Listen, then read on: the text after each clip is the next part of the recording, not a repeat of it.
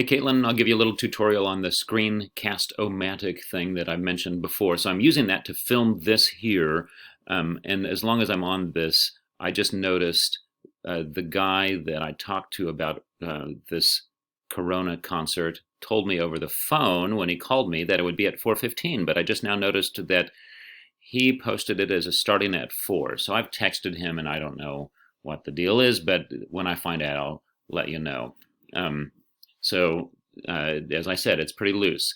So to use screencast-o-matic, I just checked, and you can't bounce back and forth between either showing your own face or showing the screen or showing both. It doesn't let me bounce back and forth, even if I pause. So there's a way to kind of pause the recording and change stuff around, but as long as I'm still recording it, I'm committed to one way that is displayed. So hold on for a second. I want to try something.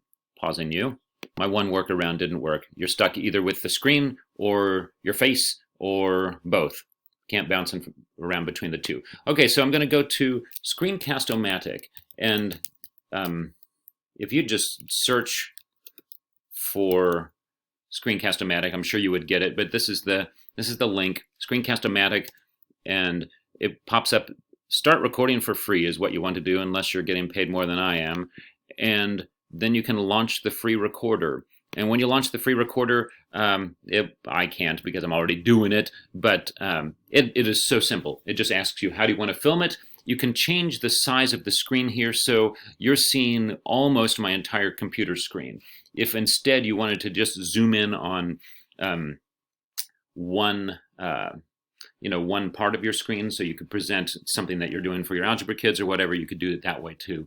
But it's very, very simple. And then when you're done, it asks you if you want to save it as a video file, or if you want to save it as a YouTube video. That's kind of whatever your preference is. Mine is to save it as a YouTube video, which you can probably see because that's how you're going to be viewing this thing. Anyway, hope that's helpful.